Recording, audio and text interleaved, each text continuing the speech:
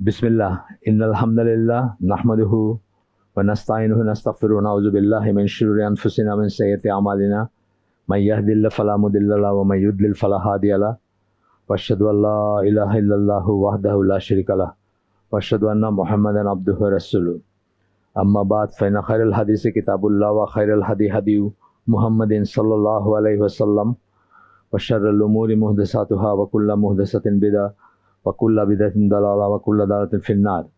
अस्सलामु आलैकुम व रहमतुल्लाहि व बाराकातुहू। আজকের টপিকটার নাম হচ্ছে ইংরেজি নাম, এটা জুমার খুতবা। আমি একটা খুতবার বই থেকে বেশ কিছুদিন ধরে আমরা হালাকা করতেছি, তো এটা জুমার খুতবা। আজকের টপিকের ইংলিশ নামটা ছিল means to stick to the path. আমি বাংলা মোটামুটি কাছাকাছি যেটা করছি, দিনের উপর টিকে থাকা বলছি আর কি। টিকে থাকার উপায় বলতে পারতাম না, বলে আমি দিনের উপর টিকে থাকা বলছি, তাই না? আচ্ছা, তো এখানে আপনার প্রথমেই আসলে কি করে দিনের উপর থাকবো আমরা, সেই কথাটাই উনি বোঝাইতে চাইছেন, কি কি মেজার নিলে থাকবো এবং দিন থেকে বিচ্যুত হওয়ার ব্যাপারে কি কি জিনিস মনে রাখবো এবং কি কি জিনিস মনে রাখলে আমরা সেটা থেকে বেঁচে থাকতে পারবো আর কি। প্রথমেই হাদিস কোট করতেছেন, বুখারী মুসলিমের একটা হাদিস, যার হাতে আমার যিনি ছাড়া কোনো ইলা নাই তার শপথ। One of you does the actions of paradise. তোমাদের কোনো একজন জান্নাতের সব কাজ করতে থাকলো, until there is just a handspan between him and paradise. এইভাবে এমনভাবে জান্নাতের কাজ করলো বা করে গেল, শুধুমাত্র এক বিগত দূরে আছে সে জান্নাত থেকে, এরকম, বা এক হাত দূরে আছে, এই সেন্সটা। And then the book overtakes him. এবং তখন কি করলো, তার কদর তাকে ওভারটেক করলো। বুক বলতে এখানে বোঝানো হয়েছে আগের থেকে যেটা লিখে রাখা হয়েছে সেটা আর কি, তাকে ওভারটেক করলো, সেটা তার উপরে কার্যকর হইল। And he does the action of the people of hell, এবং সে জাহান্নামের একজন মানুষের কাজ করে বসলো, বা জাহান্নামের মানুষের কাজ করে বসলো। অ্যান্ড হি এন্টার্স ইনটু ইট, এবং সে জাহান্নামে প্রবেশ করলো। এই হাদিস আমরা জানি, এটা অনেক, এটার আরেকটা পার্ট আছে বোধহয়, মানে জান্নাতের পার্টটাও আছে। তো এখানে শুধু ওইটুকুই কোট করছেন, যেটুকু দরকার ছিল সেটুকু। আচ্ছা, আরেকটা হাদিস, এটা হচ্ছে আহমদ এবং মুসলিমের হাদিস। এখানে আল্লাহ রাসূল বলেন, মানুষের অন্তর, কলব, আর অল বিটুইন, অন্তরসমূহ আর কি, আর all between two fingers of the merciful, like one heart that he turns any way he wishes. মানুষের অন্তরগুলো আল্লাহর দুই আঙ্গুলের ভিতরে এমনভাবে থাকে যে যখন ইচ্ছা সেটাকে উনি চেঞ্জ করে দেন, বা যখন মনে হয়, যখন when he anyway he wishes, যখন চান তখন যেভাবে চান সেভাবে পরিবর্তন করে দেন। এটার এক্সপ্লেনেশন আছে। এটা পরিবর্তন মানে আল্লাহ তো জুলুম করেন না মানুষের উপরে। আপনার কাজগুলো যদি ভালো হয় তাহলে আপনি জোর করে আপনাকে পথভ্রষ্ট করে দিবেন, এটা না। কিন্তু এটা মাথায় রাখবো আমরা, যে আল্লাহ জুলুম হারাম করে নিছেন নিজের উপরে। এই কথা মানে বলার মানে এটা না যে আল্লাহ যখন চাইলেন তখন আপনাকে জাহান্নামে করে দিলেন, আপনি যদিও জান্নাতি বা জান্নাতের কাজ করছেন, তা না। ব্যাপারটা সেরকম না আর কি। আমরা মনে রাখবো সেটা অলওয়েজ, যে আল্লাহ জুলুম করেন না কখনো। যেটা আমরা এই যে আগের হাদিসটা যে জান্নাতের কাজ করা বলছেন, এটা অ্যাপারেন্টলি সবাই দেখে মনে করবে তো জান্নাতের কাজ করতেছে, অ্যাপারেন্টলি, বাইরে বাহ্য তো মনে হবে, অন্তরের ব্যাপারটা শুধু আল্লাহ জানেন। তারপরে সে এমন একটা কাজ করবে, এটাও আল্লাহ আগে থেকে জানেন যে সেটা করবে এবং সে জাহান্নামে যাবে। এই হচ্ছে আন্ডারস্ট্যান্ডিংটা। আচ্ছা, 3 নম্বর হাদিসটা হচ্ছে তিরমিজির। এখানে এই দোয়াটা আর কি, ইয়া মুকাল্লিবাল কুলুব সাব্বিত কলবি আলা দীনিক, আমরা সবাই পড়ি বা আমরা জানি এই দোয়াটা। তো এই দোয়াটার কথা বলতেছেন, যে এই দোয়াটা আপনার এটা কথা বলতেছেন যে আল্লাহ কে আমরা যে দোয়া করি, কলব কথার মানেই হচ্ছে যেটা পরিবর্তনশীল। এই যে মুকাল্লিবাল কুলুব, কলব কথার মানে হচ্ছে যেটা পরিবর্তনশীল। তো আল্লাহকে বলতেছেন যে পরিবর্তনকারী, ও turner of the hearts, keep my heart firm to your religion, আমার অন্তরটাকে আপনার দিনের উপরে প্রতিষ্ঠিত রাখুন বা স্থির রাখুন। এটা হচ্ছে দোয়াটা আর কি। এটা হাদিস বাট দোয়া অ্যাট দ্য সেম টাইম আর কি। এখানে 3টা দিলেন আর কি। তিনটাই দিয়ে শুরু করলেন, তিনটা হাদিস দিয়ে শুরু করলেন আজকের এই টপিকটা। তারপরে বলতেছেন যে আমরা আমাদের জীবনটা এখানে যে কাটাইতে আসছি, এখানে আমাদের জীবনের নানা দিকগুলোকে আমরা এই করব, যে আমরা যারা ইসলাম প্র্যাকটিস করার চেষ্টা করতেছি আমাদের খুব সাবধান হওয়ার ব্যাপার আছে। To allow ourself to be taken away, মানে not to allow ourself to be taken away from Islam. আমরা যেন নিজেদেরকে ইসলাম থেকে বিচ্যুত হইতে না দেই, সেই জন্য আমরা খুব কেয়ারফুল থাকবো। কারণ যে ব্যাপারগুলো ওগুলো অনেক সময় আমরা রিয়েলাইজ করব না যে এই ব্যাপারগুলো আমাদেরকে ইসলাম থেকে বের করে নিয়ে যাচ্ছে বা সরল পথ থেকে সরায় নিয়ে যাচ্ছে। এই যে দিনের উপর টিকে থাকা কথাটা আমরা বলছি আজকের টপিকের টাইটেল যেটা, সেটা এই কারণেই বলছি। We always have to be aware of those things that may deviate us. আমাদের সবসময় ওই জিনিসগুলোর ব্যাপারে সচেতন থাকা উচিত যেগুলো আমাদেরকে সরায় নিয়ে যেতে পারে। আচ্ছা, এরপরে একটা দুইটা এক দুই তিন চার করে শুরু করবেন আর কি, কয়েকটা পয়েন্ট দিবেন। প্রথমটা বলতেছেন কি আমাদেরকে সরায় নিতে পারে, তার ভিতরে প্রথমটা বলতেছেন power, honour, status and worldly positions. ক্ষমতা, সম্মান, মর্যাদা এবং দুনিয়াতে যে পজিশন আমাদের যার যেটা আছে, পদ যেটা আছে। কালকে আপনারা জানেন যে একটা, আপনারা হয়তো জানেন না, আপনাকে মানে এখানে তো আমরা একটা অ্যারেঞ্জ করছিলাম, এলজিবিটির উপরে একটা অ্যারেঞ্জ করছিলাম না, সেটারই আরেকটা হইলো কালকে ডক্টর সাইফুল্লাহর এইখানে, সে ডিএস সেন্টার যেটা উত্তরায় আছে, দাওয়াতুস সুন্নাহ সেন্টার, ওইখানে হইলো। ওইখানকার মানুষজন বেশি ছিলেন, বা ডক্টর সাইফুল্লাহ সার্কুলার আমরা চাইছিলাম যে তারা আসুক, কিছু আলেমও আসছিলেন, যেমন ওই আপনার মাহমুদ, ওই যে ওর নাম কি, মাহমুদ বিন কি মাহমুদ, মাহমুদ বিন কাসেম, রাইট, সরি মাঝে মাঝে উল্টায় যায়, মাহমুদ বিন কাসেম, বা আরো একটু ওই যে ওই ফরিদপুরের একটা চালান একজন ভাই, ওনার আমি প্রোগ্রামে গেছিলাম ফরিদপুরে, উনি আসছিলেন, এরকম আসছিলেন আর কি। যাই হোক, তো ওইখানে যেটা বলা হয়েছে যে মানে ওই সার্ভার, ডক্টর সার্ভার যিনি ওইটা মেইন পেপারটা, সেমিনারটা যার আর কি, যার রিসার্চ ওয়ার্কের উপরে বা যার কাজের উপরে, তো উনি বলতেছিলেন বাংলাদেশের অনেক ইসলামপন্থী জেনে বুঝেও এই জিনিসটা সমালোচনা করেন না, যে তাদের একটা অর্গানাইজেশন হয়তো বন্ধ হয়ে যাবে, ফান্ডিং বন্ধ হয়ে যাবে, ইলেকশন করতে পারবেন না, হয়তো ইলেকশনে হয়তো বিরূপ প্রতিক্রিয়া হবে, বা জাতিসংঘ, এবং এগুলো তো জাতিসংঘের প্রজেক্ট, LGBTQ জাতিসংঘ এবং ওয়েস্টার্ন ওয়ার্ল্ডের প্রজেক্ট। বাইডেন নাকি যুদ্ধ ঘোষণা করবে বলছিল এটার বিরোধিতা যারা করবে তাদের সাথে, এটা আমি জানতাম না, উনি বললেন কালকে। তারপরে আরো অনেক কমপ্লিকেটেড জিনিস বললেন, আমি তো খুব অবাক হয়েছি বলে, যে কিভাবে মানে একটা জিনিসের আড়ালে আটটা জিনিস হয়। ধরেন এই যে প্যালেস্টিনিয়ান পরে, হ্যাঁ ওই মানে সিমাক বলে বা কুফিয়া বলে কাফিয়া বা কুফিয়া বলে, যে সেটা পরে একজন প্যালেস্টাইনকে সমর্থন জানাচ্ছে, ইসরায়েলের আর্মির কাছে ইসরায়েল অ্যারেস্ট করতেছে, সে আবার আরেক দিক দিয়ে হইলো LGBTQ সাপোর্টার। তাহলে বুঝছেন, আমরা সবাই তো উনি তো কি সাংঘাতিক কাজ করতেছে, মানে কত বড় সাহস। তারপরে দেখা গেল সে এটার সাপোর্টার। বাংলাদেশের ব্যাপারে বলতেছে, বাংলাদেশের এরকম মানুষ আছে যারা প্যালেস্টাইনের ফ্ল্যাগ পইরা মানে খুব স্ট্রংলি বলতেছে প্যালেস্টাইনের পক্ষে, কিন্তু আবার এইটার, তাহলে ওইটার আড়ালে এটা কিন্তু মানে প্রাতিষ্ঠানিক রূপ পাইলো যে এটা এখন চলতে পারে। এবং বললেন যে পলিটিক্যাল পার্টিগুলা বা ইলেকশন যারা করবে তারা বোঝে যে এটা এমন একটা ইস্যু যেটা নিয়ে যদি আপনি, এখন নাকি ওই যে গার্মেন্টসেও এটা ঢুকাইতেছে, সে গার্মেন্টসে ILOর একটা সাইন করছে কোন একটা ধারা, গার্মেন্টসে আপনি এদেরকে নিতে বাধ্য, এবং এদের আলাদা, এরা প্রিভিলেজ থাকবে, এদের রাইট থাকবে, এদের আলাদা কোটা থাকবে। এবং যখনই কোনো, এখন এত বড় দাঁড়িয়েলা গার্মেন্টসের ওনার, সে এখন কই যাবে, সেই গার্মেন্টস বন্ধ করবে নাকি তখন বলবে যে আচ্ছা ঠিক আছে কি আর করবো বলে নিবে আর কি। এইভাবে চলতেছে জিনিসপত্র। এই কথাটা এখানে আসছে যে আপনার পাওয়ার, অনার, স্ট্যাটাস, ওয়ার্ল্ডলি পজিশন। বা ধরেন এই যে গভর্নমেন্টের চাকরি যারা করে, বড় বড় চাকরি করে, তারা কিন্তু অনেক অনেক পায়াস মানুষ আছে এখানে, সে কিন্তু জানে কি চলতেছে, কি এজেন্ডা, কিভাবে এটারে প্রতিষ্ঠিত করতে, বইয়ে পত্রে মানে সব জায়গায় নেম এনিথিং আর কি, কোথায় নাই এটা, কোথায় না চেষ্টা করতেছে। এবং এখন থেকে না, এটা বেজিং প্রোটোকল 1995-এর বোধহয় ব্যাপার, 95, 94, 5 এরকম সময়, ওই যে হিলারি ক্লিন্টন গেছিল, ওইটারই কিন্তু ধারাবাহিকতা চলতেছে। ডেমোক্রেট গভর্নমেন্ট তখন ছিল, তার হাজবেন্ড ছিল, তো এটারে করছে, ওইটাকে আপনার ওইটার ধারাবাহিকতা এখন পর্যন্ত চলতেছে।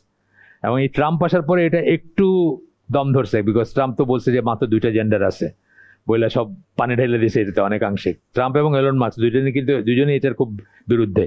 কিন্তু হইলে কি হবে, তাদের সেট আপগুলো রয়ে গেছে এবং জাতিসংঘ এটা চাইতেছে, সোজা কথা।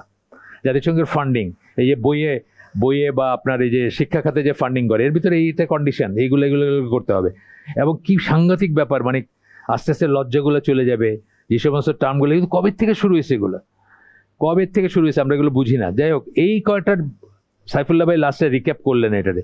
সাইফুল্লাহ বলতেছেন জাস্ট এই সব জিনিসের জন্য মানুষ মুখ খুলে না, দুনিয়ার জন্য, গ্র্যান্টের জন্য, পয়সার জন্য, ওই ফান্ডিং আসে যে ফান্ডিং, এর ফান্ডিং ওর ফান্ডিং বন্ধ হয়ে যাবে সব এইসবের জন্য।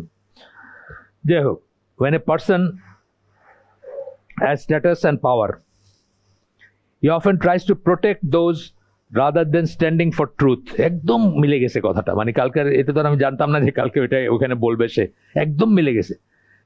তার স্ট্যাটাস রক্ষা করতে, তার পাওয়ার রক্ষা করতে, he often tries to protect those, ওইগুলোকে প্রোটেক্ট করতে চায়, পাওয়ার এবং স্ট্যাটাসকে, rather than standing for the truth, কিন্তু সত্যি কথা বলার চেয়ে ওইটাই বলতে চায়। এইটাই সাইফুল্লাহ এক্স্যাক্টলি এই কথাটা বলছে, যে দুনিয়া পকেট থেকে নোট বাইর করে দেখিয়েছেন যে এই কটা, এই দেখছেন তো আমার আলেমের পকেটে কি থাকে, 10 টাকা 20 টাকা এই থাকে, একটু বড় কিছু থাকে না। তো এইখানেই শেষ হয়ে গেলাম আমরা সব, এই পকেটে চিন্তা করে আর কি একটা সত্যি কথা বলি না।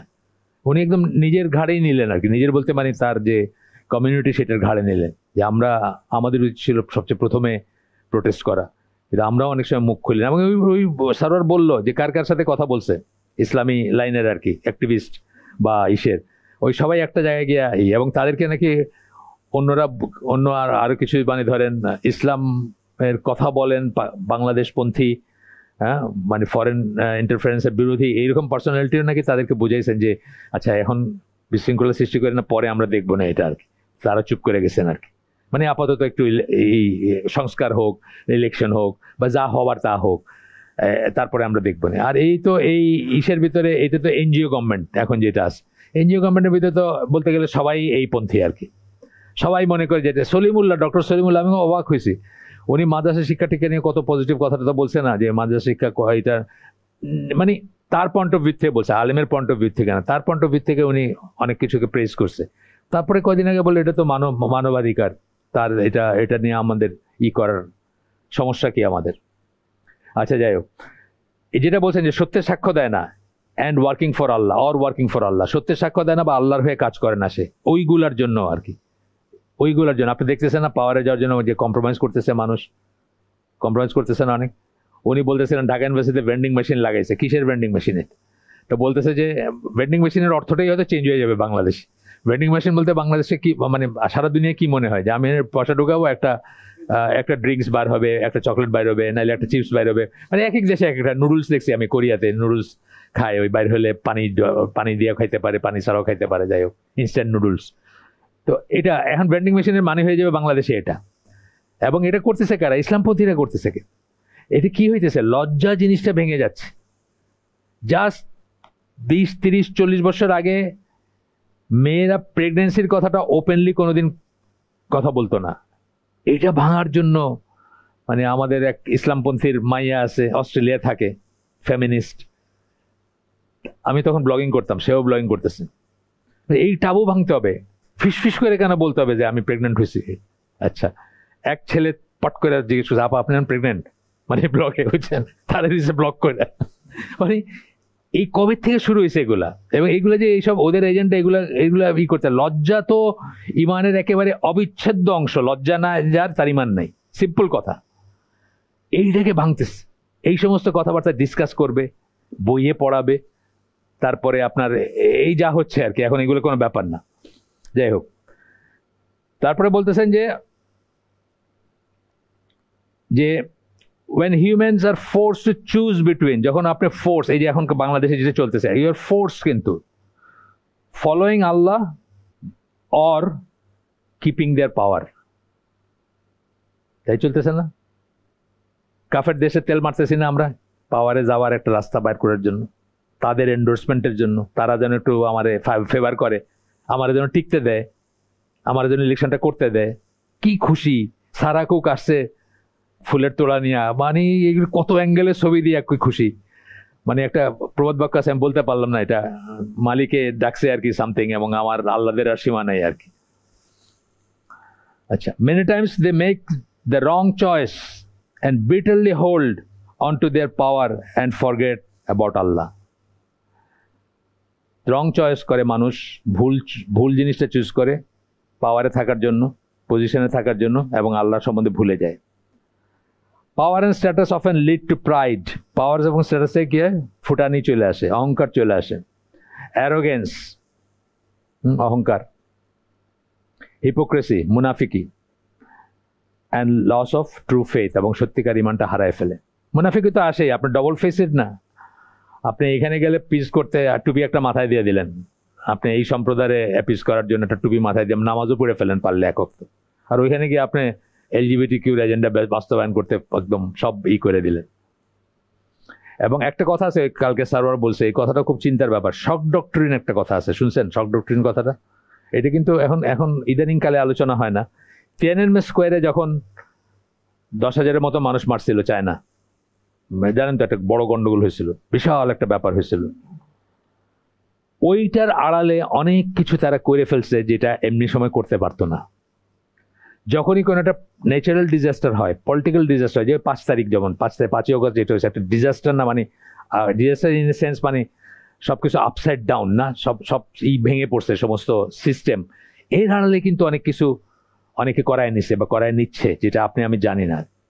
যেটা বললাম, যে প্যালেস্টাইনের ফ্ল্যাগের আড়ালে কিন্তু ওইসব চলতেছে, এরকম ব্যাপারগুলো আর কি। শক ডক্ট্রিন বলে এটাকে। এক মহিলা এটা নিয়ে লেখা লেখছিল, ওইখান থেকে নামটা আসছে, যে যখনই কোনো একটা পলিটিক্যাল ডিজাস্টার অথবা ন্যাচারাল ডিজাস্টার, নিউ অর্লিন্স পানিতে হয়ে গেছিল, ক্যাটরিনা বোধ ওটার নাম ছিল, নিউ অর্লিন্স শহরটা পানির নিচে চলে গেছিল।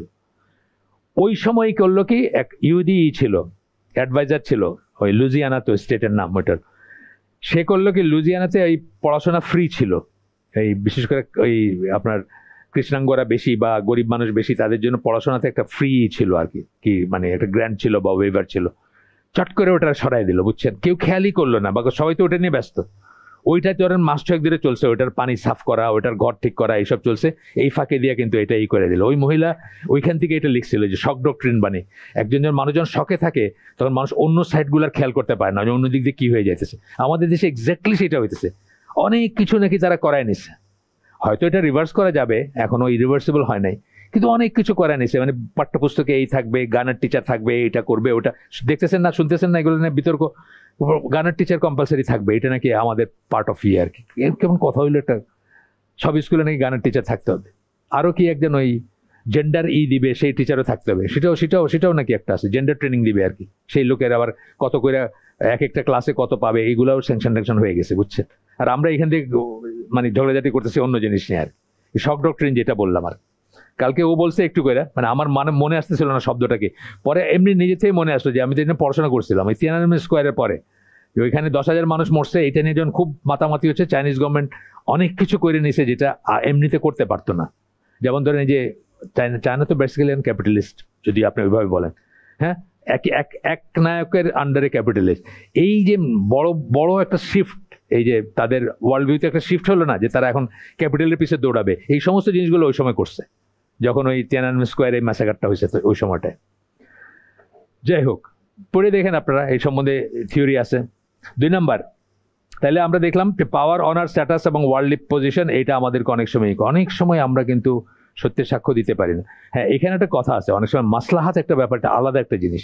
আপনার একটা কিছু কইরা লাভ করবেন না ক্ষতি করবেন, এই চিন্তায় যদি আপনি বিরত থাকেন, তাইলে এটা আলাদা জিনিস। মানে মুসলিম উম্মার লাভ হবে না ক্ষতি হবে, ট্রু সেন্সে সেটা আলাদা একটা জিনিস। এটা হইতে পারে যে কখন আপনি এটা করে লস করবেন, লাভ করবেন না, তখন আপনি চুপ থাকবেন, সেটা আলাদা ব্যাপার।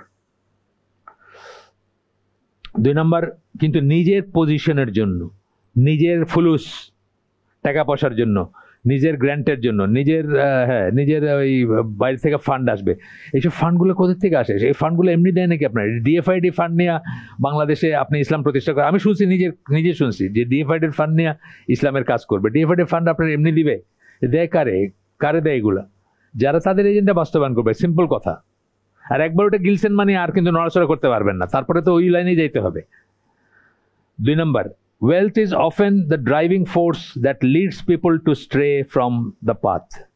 সম্পদ বলতেছেন এখন, আগেরটা ছিল পজিশন, পাওয়ার, ওয়ার্ল্ডলি পজিশন, পাওয়ার, অনার, মানে মানুষের মানে কি করাপ্ট করে মানুষকে বেশি, এর ভিতর কিন্তু অনেক ই আছে। তো মানে পাওয়ারটা এবং অনেক সময় জ্ঞানের যে ফুটানি থাকে সেটা মানুষকে অনেক বেশি ডিবেট করে দেন নর্মাল জিনিস যেগুলো আমরা মনে করি তার চেয়ে বেশি। এই জন্য 2 নম্বরে ওয়েলথ দিছেন, 1 নম্বরে ওটা দিছেন, পাওয়ার, অনার, স্ট্যাটাস, ওয়ার্ল্ডলি পজিশনস দিছেন, মানে পদ আর কি যেটাকে বলে।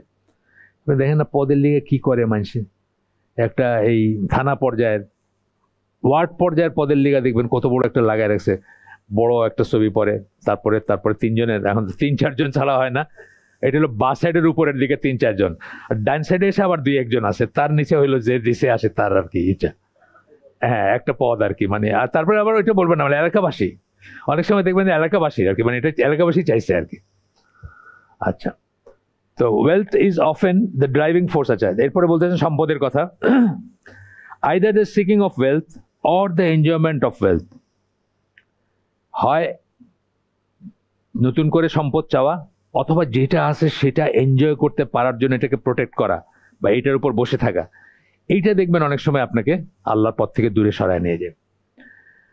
Wealth can be such an overpowering goal that Muslims neglect the commands of Allah while striving after it. সম্পদের পিছনে সংগ্রাম করতে করতে মানুষ আল্লাহর কমান্ড, আদেশকে অমান্য করে, ওইটার পিছনে দৌড়াতে দৌড়াতে অমান্য করে, এটার কথা বলতেছেন। এবং এখানে ওই কারুনের স্টোরিটা সূরা কাসাসের 79 নম্বর আয়াত সেটা দিছেন, যে কারণ যখন যাইতো, যাদের কাছে দুনিয়ার জীবনটা খুব লোভনীয় ছিল তারা তাকে দেখে বলতো, ইস আমাদের যদি ওরকম থাকতো, সম্পদ থাকতো। আমরা এখন করি না, আমরা করি। আমাদের পাশে দিয়ে আমি যখন একটা টেসলাই করে যাইতেছি, একটা বিশাল 4000 সিসির ওই ল্যান্ড ক্রুজার গাড়ি যখন এই পানিটা ছিটায় আমার গায়ে মাইরে দিয়ে গেল গিয়া, তখন আমার মনে হয় যে ইস আমার যদি এরকম একটা ল্যান্ড ক্রুজার থাকতো আমি দেখাইতাম, মনে হয়, কিন্তু মানুষের মনে হয়। তো এখানে কারণের কথা বলতেছেন, যে কারণে গল্প, যাই হোক গল্প বলাটা এখানেই না, মানে জাস্ট উদাহরণ দেওয়াটা। The believers reminded that the reward of Allah is best. In the end, the earth swallowed Karun and his dwelling place. বিশ্বাসীদের মনে করে দেওয়া হচ্ছে যে আল্লাহর রিওয়ার্ডটাই হচ্ছে বেস্ট, কারণ শেষ পর্যন্ত মাটি তাকে গিলে ফেলছিল। আচ্ছা, 3 নাম্বার পয়েন্ট, যেগুলো আপনাকে সরায় নেয়, আল্লাহর পথ থেকে সরায় নেয়, যেগুলো আমরা টিকে থাকার কথা বলতেছি, দিনের উপর টিকে থাকার ব্যাপারে কি কিসের ব্যাপারে সাবধান থাকবো, এই ব্যাপারে সাবধান থাকবো। 3 নাম্বার হচ্ছে, আমাদের দেশে তো ইভেন মানে কিভাবে, আমি একটা লেখায় হাত দিয়েছিলাম, শেষ হয় নাই, আমি আগেও বলছি যে পরে আর, মুসলিম উম্মার কাফিরায়ন হইলো কিভাবে, মুসলিমরা কিভাবে ভার্চুয়াল কাফের হয়ে গেল, মানে কাফেররা যাভাবে আমরা তাই ভাবি, কাফেররা যা চায় আমরা তাই চাই, এই সেন্সে আর কি কাফিরায়ন, তাই না? ভার্চুয়াল কাফের আর কি যেটাকে বলে, তারা যেটা চায় আমরা সেটা চাই। আপনাদের বলছি সূরা মুমতাহিনা 5 নম্বর আয়াত, সম্ভবত 5 বা 6, 5, সেখানে আল্লাহ শিখাই দিতেছেন আমাদের দোয়া, আমরা যেন কাফেরদের জন্য ফিতনা না হই।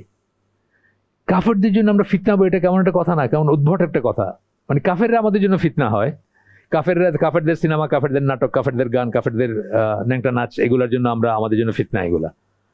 কিন্তু আমরা কাফেরদের জন্য ফিতনা কেন, এটা তখন, এটার একটা এক্সপ্লেনেশন হচ্ছে এটা, যেটা তখন হবে যখন কাফেররা আপনাকে দেখে আর মুসলমান হওয়ার কোনো কারণ পাবে না খুঁজে, যে আমি যা সেও তো তাই, তো আমি কেন মুসলিম হব, আমি যা কিছু পিছনে দৌড়াইতেছি সেও তার পিছনে দৌড়াইতেছে, আমার যে লাইফস্টাইল তারও সেই লাইফস্টাইল, তো আমি কেন মুসলিম হব, এই ফিতনার কথা বলা হয়েছে, বলছেন অনেক। কাফেররা আর তখন ডিফারেন্স পাবে না যে তার সাথে মুসলিমের ডিফারেন্স কি, সে কেন মুসলিম হবে, এটা তার মনে হবে। তো যাই হোক, এরপরে বলছেন, desires have lead many people away from the straight path and two the path of শয়তান।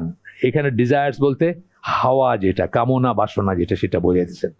উদাহরণস্বরূপ বলছেন alcohol, drugs, women and the like, মদ, ড্রাগস, মেয়ে মানুষ এবং তাদের মতো যা আরো যা কিছু আছে, সেটা আর ইসে যান নেই, আমরা দেখতেই পাইতেছি, আমাদের সমাজেই দেখতে পাইতেছি যে এই জিনিসগুলা কিভাবে আমাদেরকে, ড্রাগ তো অ্যালকোহল অত ছড়ায় নাই, অত ছড়ায় না এখনো লাকিলি, কিন্তু আছে, নাই যে তা না।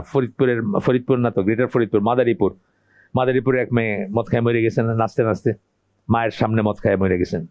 অ্যাপার্টমেন্টে থাকতো একটা, মাদারীপুর একটা জায়গা হইলো তার আবার অ্যাপার্টমেন্ট, সেইখানে সে মদ খায় মরে গেছে নাচতে নাচতে। বাংলা সাধারণ মেয়ে, মানে এমন না যে সে পপস্টার বা রকস্টার বা নায়িকা, এমন কিছু না, মরে গেছে। আরেকদিন দেখলাম দক্ষিণবঙ্গে বিয়ের হলুদের গায়ে হলুদের অনুষ্ঠানে ছেলে মেয়েরা, মানে নারী পুরুষ হাজব্যান্ড ওয়াইফ, মানে দলবদ্ধভাবে মদ খাইছে, ওয়ালাইকুম সালাম, দলবদ্ধভাবে মদ খায় মদে বিষ খেতে মরে গেছে। তা এইগুলো এখন তো খবর, এগুলো তো ছিল না বাংলাদেশে। মদ জিনিসটা আমরা মনে করতাম এগুলো খালি ওই সাদা চামড়ারা খায়, মানে একটা ধারণাই ছিল আমরা যখন বড় হচ্ছি, মানে সাদা চামড়াদের কি কি ধারণা, তবে একটা হলো মদ খায় এরা। আমি যখন বড় হচ্ছি আমরা থাকতাম ওই যে 15 নম্বর এখন যেটাকে বলে, আর 20 নম্বরের মাঝখানে একটা জায়গায় আর ধান ক্ষেত ছিল। আমি ধান ক্ষেত পার হয়ে গিয়ে রাস্তায় উঠলে আমার আম্মা দেখতো যে এখন রাস্তায় উঠছে ছেলে, মানে এই যুগের কথা বলতেছে। তো তখন ওইখানে একটা সাদা চামড়াদের বাড়ি ছিল। তা আমাদের সাদা চামড়া বলতেই মাথায় আসছে যে মদ খায় কুত্তা পালে, বুঝছেন তো, মানে কুত্তা পালাটা হলো একটা আর মদ খায় হলো একটা। আসলে কিন্তু তাই না, ওরা মানে ডেফিনেটলি কুত্তা পালবে, কুত্তা তো থাকবেই ওদের, আর মদ খায়, এটা একটা ধারণা ছিল। এখন এটা আর কোনো নাই, এখন তো এখন দেখি উত্তরে নাকি বার আছে, মানে অফিসিয়াল বার আর কি। আগে তো ছিল মানে বিশেষ বিশেষ জায়গায়, ধরেন পর্যটনের ওই কি অবকাশ না ওইখানে ছিল। তারপরে এই গোল্ডেন ইন বলে একটা ছিল ওই ঢাকা কলেজের উল্টা, এর ভিতরে হোটেল, এর ভিতরে একটা ছিল আপনার বার ছিল আর কি, লাইসেন্স বার। তার রাজমণি আছে না, ওইখানে একটা ছিল। কিন্তু এখন নাকি উত্তরে অনেক জায়গায় আছে আর কি। মেয়েরা দেখছেন না গুলশানে মদ খায় বাইরে মারামারি করছে, এটা তো আসছে, 2টা মেয়ে মদ খায় বাইরে মাথা লয়ে একজন চুলাচুলি করছে, দুজন পুলিশে ধরে নিয়ে গেছে। হ্যাঁ, তো মানে এখন এই পর্যায়ে চলে গেছি আর কি আমরা। তো এগুলো চিন্তার কথা যে এইগুলো আপনাকে দিন থেকে সরায় নেবে, ডেফিনেটলি এইগুলোর সাথে থাকবে না, দিন থাকবে, দুইটা একসাথে যেতে পারে না। আমাকে অবশ্য আমার জাহাজের এক ভাই জিজ্ঞেস করছেন বহু বছর আগে, 80s, উনি মদ খাইতেন। তো রোজার সময় তো রোজা রাখা হইতেছে, জাহাজে রোজা রাখতেছে পোলাপানে।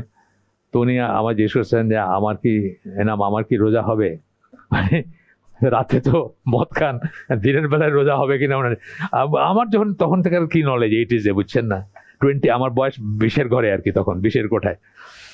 তো বলতেছেন যে 27-28 বছর বয়স আমার।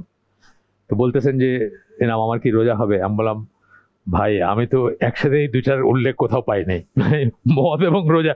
কিছু কিছু জিনিস আছে না যে এইটা হইলে রোজা হবে কিনা, ওইটা হলে রোজা হবে কিনা, এটা হলে নামাজ হবে কিনা, ওযু হবে কিনা, কিন্তু এই দুইটারে একসাথে কোনো জায়গায় পাই নাই আর কি। আমার তখনকার যে জ্ঞান, সেই জ্ঞান বলছে যে এটা তো আমি জানি না। আচ্ছা, এরপরে তা হচ্ছে গেল এগুলা অ্যাসোসিয়েটিং উইথ ইভিল ফ্রেন্ডস, এইটা বিরাট একটা জিনিস, এটা আমরা অনেকটা রিয়েলাইজ করি না। সঙ্গদোষের শিলাব আসে, এই কথাটা যারা এখানে অনেক ছোট ছোট বাচ্চারা আছে তাদের প্যারেন্টসদের আমি বলতেছি, অলওয়েজ খোঁজ করবেন আপনার বাচ্চার ফ্রেন্ডকে, সে কার বাসায় যাইতেছে, কার সাথে মিশতেছে। এগুলা কিন্তু অলওয়েজ, আমাদের বাবা মারা আমাদের ফ্রেন্ডদের নামে চিনতেন, চেহারায় চিনতেন, তাদের বাবা আমাদের চিনতেন। আমাদের সময় তার মোবাইল ফোন ছিল না যে জিজ্ঞেস করবেন ছেলে কই গেছে। আয়সা কইছি এই দেরি হলো কেন আজকে, আমি একটু ইসমাইলের বাসায় গেছিলাম। ইসমাইলের বাপের সাথে কালকে দেখা হইতেছে, কালকে সকালে। আমার ছেলে তো কালকে আপনার এখানে গেছিল না, হয়ে গেল ব্যাস। আমি যদি মিশা কই বাস সাথে সাথে কট। এইটা খেয়াল রাখবে, বাপ মারা এটা খোঁজ রাখবে, কার সাথে মিশতেছে, কার সাথে উঠা বসা করতেছে, কার বাসায় যাইতেছে।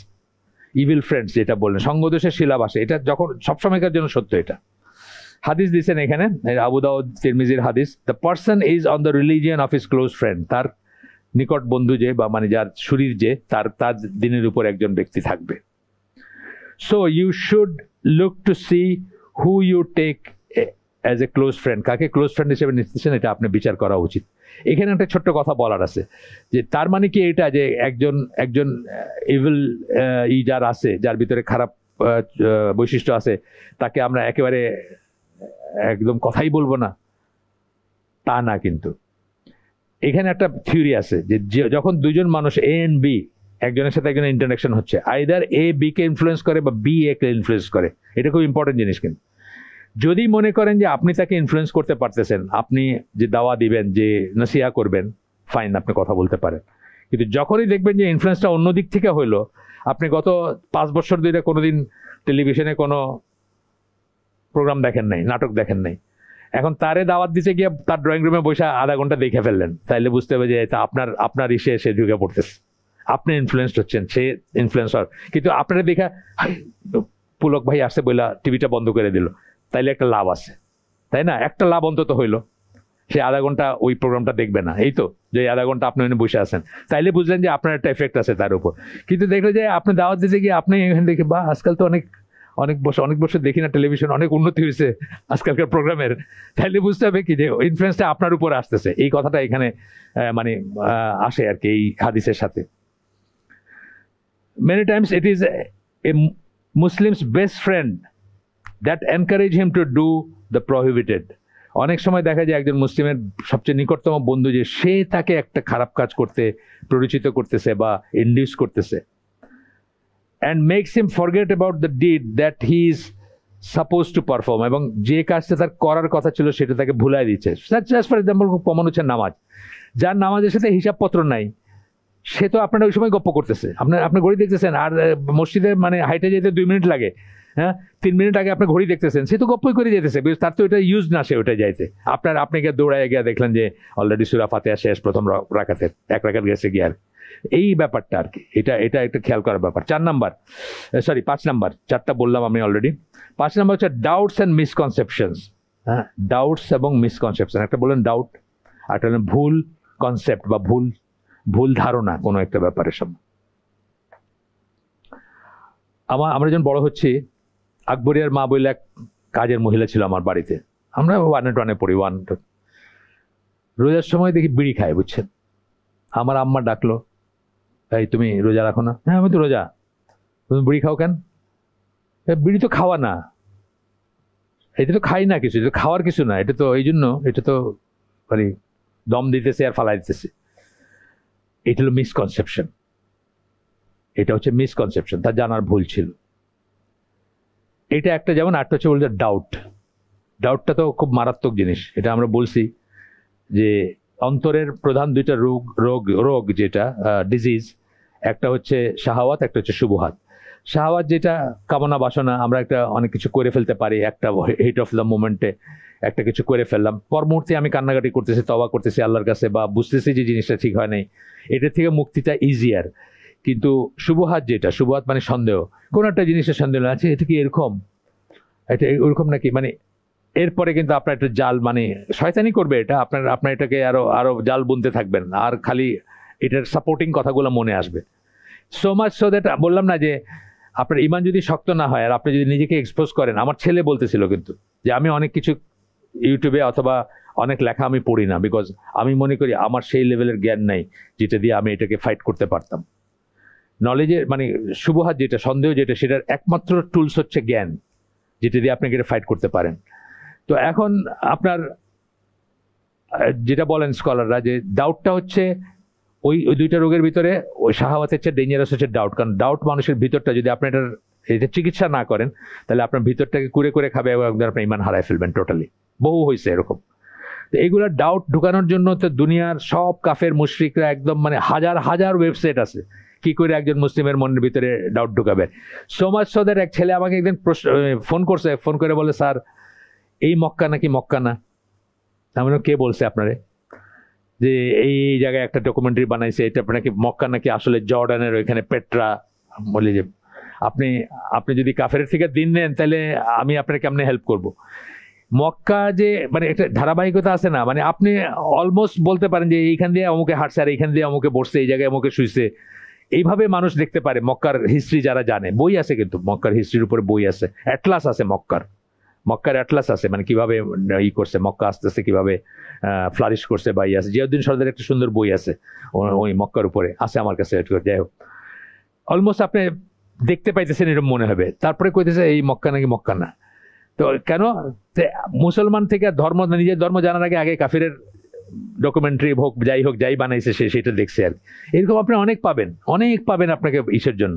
তো ওইগুলো এক্সপোজ করার, আমি বললাম না, আমার ছেলে আলহামদুলিল্লাহ, তার তো আপনার যারা তাকে চিনেন অনেক পড়াশোনা, সে বলতেছে যে আমি অনেক সময় অনেক কিছুতে ঢুকি না বা দেখে ইগনোর করি, কারণ আমার মনে হয় যে আমি ওই পর্যাপ্ত নলেজ আমার নাই, যেটা হইলে ওটাকে ফাইট করতে পারতাম। অথবা যেটা হবে যে আমি ওটার পিছনে লেগে থাকবো, আমার জীবনের সময় চলে যাবে অনেক। আমার তো দরকার নেই ওটা নিয়ে।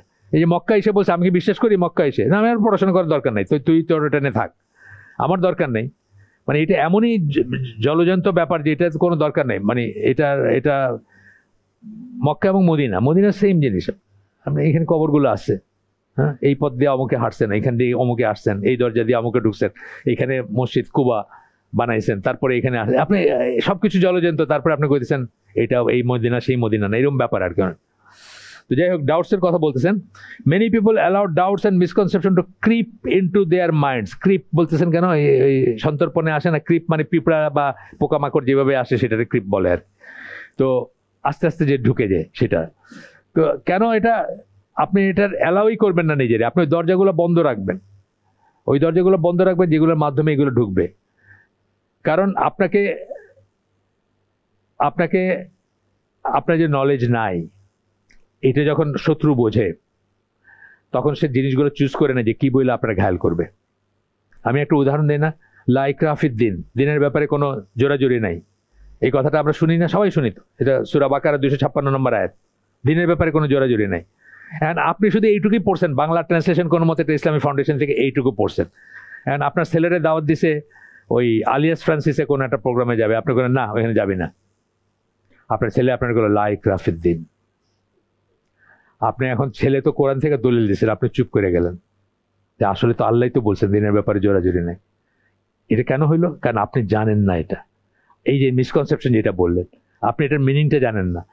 এই আয়াতটা নাজিল হয়েছিল যে আহলে কিতাবদেরকে জোর করে মুসলমান বানানো যাবে না, সেটার উদ্দেশ্যে, সেটার পটভূমিতে নাজিল হয়েছিল এটা আপনার মুসলমান ছেলেরে আপনি শাসন করতে পারবেন না আর কইবেন না এই তুই যাবি না, এটার জন্য নাজিল হয় নাই। অবশ্যই মুসলমানকে আপনি না করতে পারবেন, অবশ্যই সকল মুসলিমকে না করতে পারবেন, অবশ্যই দিনের ব্যাপারে জোরাজুরি আছে। যেই জন্য কেউ যদি রিদ্দা বা ইসলাম থেকে বাইরে হয়ে যায়, তার শাস্তি হচ্ছে ইসলামিক স্টেটে মৃত্যুদণ্ড।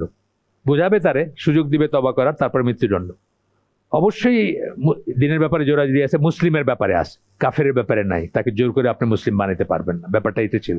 আপনার যখন জ্ঞান নেই, আপনি তখন আটকে গেছেন এখানে আর। যাই হোক, যে ডাউট এবং মিসকনসেপশন তাদের ভিতরে ঢুকবে। মেনি পিপল অ্যালাউ বলতেছেন কেন? হইতে দিবেন আপনি। প্রথম হইতে দিয়েছেন কি? পোলারে আলিয়াস ফ্রান্সিসে পাঠাইছিলেন ফ্রেঞ্চ শিখতে, মানে ফ্রেঞ্চ শিখাইতে, ফ্রেঞ্চ ভাষা শিখাইতে পাঠাইছেন না আলিয়াস ফ্রান্সিসে। ওইটা হলো প্রথম অ্যালাউ করছেন। এই যে বললেন না অ্যালাউটা করছেন ওইটা দিয়ে, তারপরে তো আস্তে আস্তে আপনার ভিতরে ঢুকতেছে ডাউট। একসময় আপনার মনে একটু নাচ গান করলে কি হয়? জীবনটা তো এনজয়মেন্টের জন্য, নাচ গান কি আল্লাহর সৃষ্টি না? আমার একদিন তো একজন বলতেছে একদিন যে এটা কি আল্লাহর সৃষ্টি না? বললাম হ্যাঁ, তাহলে বলেন মদও তো আল্লাহর সৃষ্টি। এই লজিকে বলতে হয় মদও আল্লাহর সৃষ্টি। আমি ওই যে ইংলিশ মিডিয়াম নিয়ে কথা বলতেছি, ভাষা কি সব আল্লাহর সৃষ্টি না? বললাম হ্যাঁ আল্লাহর সৃষ্টি, মদও আল্লাহর সৃষ্টি। আচ্ছা, and get large until finally one day they simply overcome the person and he is at loss. এই সন্দেহগুলা মাল্টিপ্লাই করতে থাকে, করে খাইতে থাকে, বললাম না? তারপরে একদিন আপনারা ওভারকাম করলো, আপনি ইমান হারাই ফেলেন। আমি সালমান রুশদির কথা বলছি অনেকবার, সালমান রুশদি কিভাবে কাফের হইলো সেটা। বাপে পাঠাইছে ইউকেতে পড়াশোনা করতে, মানে পড়াশোনা করতে হিস্ট্রির ক্লাসে পড়াশোনা করে, ওই আস্তে আস্তে ডাউট ঢুকছে ভিতরে। তারপরে একদিন গিয়ে ক্যাফেটেরিয়াতে ক্লাস থেকে বাইরে গিয়ে একটা হ্যাম স্যান্ডউইচ চাইছে, শুয়োরের মাংসের স্যান্ডউইচ। কামড় দিয়ে কই আমার মাথায় তো বাস পড়লো না, তাহলে আল্লাহ বলতে কিছু নাই, বা ইসলামের এইসব কিসের হারাম কিসের কি আর কি। এইভাবে সে কাফের হয়েছে। কিন্তু এটা শুরুটা প্রসেস কই হয়েছে? ওই যে বাপে পাঠাইছিল এখানে পড়তে। কালকে দেখলাম সাইফুল্লাহ ভাই খুব অ্যালাইন্ড এই ব্যাপারে, ইংলিশ মিডিয়াম নিয়ে বলে একেবারে অ্যালাইন্ড রাখতে দেখলাম। আমি তো এটা আগে কোনোদিন ওনার সাথে ডিসকাস করি না এইভাবে। উনি একদম বললো যে এই যে এইসব জিনিস দেশে আসার পিছনে ইংলিশ মিডিয়ামের যে একটা রোল আছে, উনি একদম সমানে বলতে করলো। এবং একজনের কথা বললো যে উনিও চিনি আমিও চিনি, আমি বুঝলাম কার কথা বললো, যে খুবই পায়াস, দান দক্ষিণা জাকাত সালাত হজ ও পুরা প্রত্যেক বছর রমজান মাস ওখানে থাকে গিয়ে মদিনায়। কিন্তু ওই যে মেয়েরে দিছে ইংলিশ মিডিয়ামে, এরপরে তো মেয়ার এই দেশে আর থাকবো না বলছে, তখন মেয়েরকে পাঠাইতে বাধ্য হয়েছে বিদেশে, ইউকেতে। একটা বিয়া দিয়ে পাঠাইছে, তবুও গেছে আর কি, মানে দুজনে ইংলিশ মিডিয়ামের ওইখানে গেছে আর। তো এই ব্যাপারটা আর কি, যে মানে ওই যে শুরুতে একটা ভুল আমরা অনেক সময় বুঝি না, যে ওই ভুলটা কিন্তু মাল্টিপ্লাই করে, ওইটা আমাকে পাবে কোথাও গিয়ে সামওয়্যার ডাউন দ্য লাইন। শুরুতে একটা ভুল যে করছে, ওই ভুলের হয়তো প্রায়শ্চিত্ত বা ওই ভুলের effect. One must do his best to remain away from the sources of doubt. এইটা খুব ইম্পর্টেন্ট। আলিয়াস ফ্রান্সিস বললাম, ইংলিশ মিডিয়াম বললাম, এই যে ওয়েবসাইটে গেছে আগে আগে গিয়া ওই ডকুমেন্টারি দেখছে, ডকুমেন্টারি তো না, যাই যে বানাইছে আর কি, ওই পেট্রা নিয়ে বানাইছে যেটা, ওটা দেখছে। তা এই সমস্ত সোর্সই কাট অফ করতে হবে। এই জন্য মুসলিম দেশে এই সোর্সগুলো থাকবে না। আমাকে দিনী ভাই একদিন বলতেছিলেন, আপনাদের আগে বলছি হয়তো গল্পটা, আবার বলি। একসময় আমাদের যে সরণী প্রকাশনী ছিল, আমাদের নিজেদের প্রকাশনী ছিল, টুকটাক বই টই বাইর করতাম, আমরা মনে করছিলাম বই বিক্রি করে এই দাওয়াতি কাজ করবো, এটা ছাড়ান দিছি, এখন শেষ আর কি। তো যাই হোক, তো ওই সময় একটা প্রোগ্রামে গেছি আমি, কোরআন শিক্ষা সোসাইটি বলে একটা ছিল, জামাতের একটা অঙ্গ সংগঠন বলতে পারেন, বাট আমি গেছি জামাত হিসাবে না, একটা কোরআনের উপর একটা টক দিতে। একজন এক এক মাসে এক একজন স্পিকার থাকতো, আমি ওই মাসে স্পিকার ছিলাম আর। তো আমাকে উনি বলছিলেন যে যারা আয়োজক, ওনারা বলছেন যে আপনার কিছু বই নিয়ে আসেন, মানুষজন দেখলো জানলো, নিয়ে গেছিলাম বই, ওনার পিয়নের কাছে দিছি, ব্যাস বই বিক্রি হয়েছে। তো তারপরে কয়েকদিন পরে ওনার সাথে দেখা হয়েছে, তো উনি জিজ্ঞেস করছে যে ওই টাকা পয়সা বুঝে নিয়েছিলেন পিয়নের কাছ থেকে, ওনার পিয়নের কাছ থেকে আর। আমি বললাম না, ওর কাছে আছে। বলে না, এটা তো ভুল করলেন, ওর কাছে পয়সা রাখবেন না। দেখেন, ও হচ্ছে একটু লো ইনকাম গ্রুপের মানুষ, ওর কাছে যদি এই ক্যাশটা দেওয়ার থাকে, একদিন তার একটা অভাবের সময় সেটা ভেঙে ফেলবে, আপনি এই সুযোগটাই তাকে দেবেন না। তারপরে উনি খুব সুন্দর বলছেন, আমি বুঝছি যে ইসলামী এনভায়রনমেন্টটা এমন হবে যে পাপ করার টেম্পটেশনটাই থাকবে না, হ্যাঁ, সূত্র মানে উৎস মানে কি বলে মানে উপায় থাকবে না আপনার। আপনি এই সমস্ত পাড়ার মোড়ে মোড়ে পাপ খুলে রাখছেন, আর তারপরে কইতেছেন আমার ছেলেগুলো এত ভালো, ওইদিকে তাকাই না, না এটা থাকবে না। এই মুসলিম দেশে টেম্পটেশনটাই থাকবে না, এটা হচ্ছে আজকে আইডিয়াল আর কি। তো এই জন্য বলতেছেন, one must do his best to remain away from the sources of doubt. সোর্সটাই কাট অফ করে রাখবেন। যে কয়েকটা বললাম না, যে অ্যালেস ফ্রান্সিস বললাম, ব্রিটিশ কাউন্সিল বললাম, এইসব জায়গায় যায় না। ব্রিটিশ কাউন্সিলে আমরা যখন বড় হচ্ছি তখন ওই স্পেশাল সিনেমা দেখাইতো, নাটক দেখাইতো, শেক্সপিয়ারের নাটক হইলে ওই কুপন পাওয়া যেত, কি বলে ওই স্লিপের মতো দিত, টিকিট আর কি, সোজা কথা, বিনা পয়সায়। তো ওইগুলো কত শখ করে গিয়ে দেখছি, ম্যাকবেথ দেখাইতেছে, এটা দেখাইছে, শেক্সপিয়ারের নাটক। আমরা তো ওই পল্লীতে বড় হয়েছি, ইউনিভার্সিটি লাউডরি স্কুলে পড়তাম। তো এইগুলো খুব সূক্ষ্ম জিনিস, কিন্তু বোঝার জিনিস আছে। ইন দ্য নেম অফ আপনার পরিশীলিত হওয়া, সফিস্টিকেটেড হওয়া, জাতে ওঠা, আমরা কিন্তু অনেক সময় এইসব জিনিস করে ফেলি। আজকেও দেখবে না তো কেউ বলতে, আরে মেম্বার হস না ব্রিটিশ কাউন্সিলের, তো নলেজ বাড়বে কেমনে তোর, ওখানে গিয়ে ব্রিটিশ কাউন্সিলের লাইব্রেরি বই পড়বি, তাহলে তো হবে। খুব কমন কিন্তু এটা এমন কোনো না, আপনার মনে হবে এটা তো হার্মলেস একটা জিনিস, কি সমস্যা আছে। আচ্ছা, এরপরে his friends, family, the books, orientalist, যাই হোক, এই সোর্সগুলা কি সেটা বলছে, সেই সোর্সগুলা যাই হোক, কি হইতে পারে, আপনার ফ্রেন্ড হইতে পারে, ফ্যামিলি হইতে পারে, বই হইতে পারে। বুকস অফ ওরিয়েন্টালিস্ট, বই কিন্তু একটা বিরাট ব্যাপার। বইটা কিন্তু মানুষ অনেক সময় একা পড়ে, তাই না? একা পড়া মানে কি, একা যখন পড়তেছে তখন তার ব্রেনটা কিন্তু খুব একসেপ্ট করে জিনিসগুলো, শান্ত একটা পরিবেশে পড়তেছে না, ওই সময় যখন একটা বীজ ঢুকাইতেছে, এটা কিন্তু অনেক দূর যাবে, অনেকক্ষণ থাকবে এটা ভিতরে। আচ্ছা, হেরিটিক্যাল গ্রুপস, বেদাতি গ্রুপ, একটু দেখি না কি বলে, না দেখি না কি বলে যাবেন না। আমার ভাগ্নে ধরা পড়ছে সিলেটে, বড় একটা হইল না হাজারির, ওইখানে গিয়া মোবাইল চুরি হয়েছে তার, এইটা তো না জানায় উপায় নাই। তারপরে পোলাপানে লইছে, সিলেটের পোলাপানে, সিলেটের এসে পোলাপানে কে লেগে গেছিলি ওখানে, দেখি না কি হয়, শুনতে গেছিলি, মানে মোবাইলটা চুরি হয়েছে দেখে বাইরে হয়েছে যে সে ওখানে গেছিল আর কি। কয় লাখ মানুষের একটা হয়েছিল জানি, এই যে 5ই অগস্টের পরে আপনার। 5 নাম্বার, ফাইনালি এভিল স্পাউস, মানে খুব বড় কথা কিন্তু, এভিল স্পাউস, একটা খারাপ হইলে, মানে চাকরি আর বউ, এই দুইটা যদি মিসফিট হয়, কি কষ্ট যাদের, আমি জানি না এখানে কেউ আছেন কিনা এরকম, চাকরি আর বউ দুইটার একটা যদি মিসফিট হয়, মানে আপনি যা চান তা না, তাইলে যে লাইফটা কি ডিফিকাল্ট হয়ে যায়। এক লোক কানাডা থেকে আমার ফোন করছে, দেখবে না, চেনার কোনো নাই, আপনারাও দেখবেন না, সেও দেখবে না, ফোন করছে কি কান্নাকাটি, কি অবস্থা, এখন সে দিনের পথে আসে, আগে বুঝে নাই, এখন তার বাচ্চা আছে, মেয়ে আছে, ছেলে আছে, মেয়েটা বোধহয় টিনেজের কাছাকাছি, 11-12 বা এই ধরনের কিছু, এখন সে কি করবে, সে আসতে চায়, তার বউ আসবে না। তা আমি বললাম যে বোঝান, মানে করেন, বলে আসবে না তো আসবে না, সে চাকরি নিছে, এখন কাজ নিছে, আগে কাজ করতে না, কাজ নিছে, কাজেও কাপড় সাপড় একটু খোলামেলা পড়ে যায়, তার মুসলমান জামাই তো যতই বলেন বাংলাদেশি মুসলমান, এখন সে দিনের পথে আসছে একটু, তো সে বোধহয় কইছিল যে তুমি একটু ঢেকে ঢুকে যাইতে পারো না, বলতে তোমার দেশের মতো এনে মানুষ এসব দেখে না, তাকে মানুষের তো সময় নাই সব দেখবে, মানুষ এগুলো খুব এটা অনেক বেশি বেশি দেখে, তো এগুলো কেউ তাকেও দেখে না। এটা হলো ওয়াইফের আনসার। এই হলো ইভিল স্পাউস। আপনি না পারবেন গিলতে, না পারবেন ছাড়তে। সে আমার জিজ্ঞেস করতেছে কি করবে, কাঁদতেছে সে রীতিমত। আমি বললাম দেখেন আপনার এই বাচ্চাগুলো তো কাফের হয়ে যাবে যদি আপনি চলে আসেন। আমি কিন্তু জানেন তো আমি সবসময় কিন্তু আমেরিকা বা মানে কাফের দেশে থাকার এগেনস্টে বলি, সবসময় দেশে ফিরে আসতে বলি। এই পার্টিকুলার কেসটাতে আমি তাকে বলছি যে আপনি থাকেন ওখানে, আপনি চলে আসলে আপনার বাচ্চাগুলো হয়তো নিশ্চিত কাফের হয়ে যাবে। কাঁদতেছে আমার কাছে যে আমি তো চেষ্টা করতেছি আল্লাহর মতো চলতে, বা এই অবস্থা। ইভিল স্পাউস হইলে কিন্তু অলমোস্ট ইম্পসিবল যে আপনি দিনের রাস্তায় থাকবেন, অলমোস্ট ইম্পসিবল যদি হয়, সেটা ওয়াইফ হোক হাজব্যান্ড হোক, স্পাউস বলতে দুইটাই। আমার হঠাৎ মনে হলো যে উল্টাটা খুব কমন, ছেলেগুলা বদমাইশ, বাইরে ঘুরে এটা করে ওটা করে, এগুলা খুব কমন, কিন্তু ওয়াইফ একটা যদি সত্যি যদি দুষ্ট হয় তাহলে দিনের পথে থাকা খুব ডিফিকাল্ট, খুব ডিফিকাল্ট। আমাদের এইখানে ছিল, পর্দা করছে, কিছুদিন টিচার ছিল, হাজবেন্ড মাশাআল্লাহ খুব সুপুরুষ ব্যক্তি। হঠাৎ করে উনি আমার সাথে কথা বলতে চায়, আর একটু কথা ছিল, আমি টাইম দিতে পারি না। একদিন দিলাম কথা, তো বলে যে ডিভোর্স হয়ে গেছে ওনার, বাচ্চা পালতেছে উনি, বউ তো বেপর্দা ঘুরে বেড়াইতেছে মোহাম্মদপুরের রাস্তায় আর কি।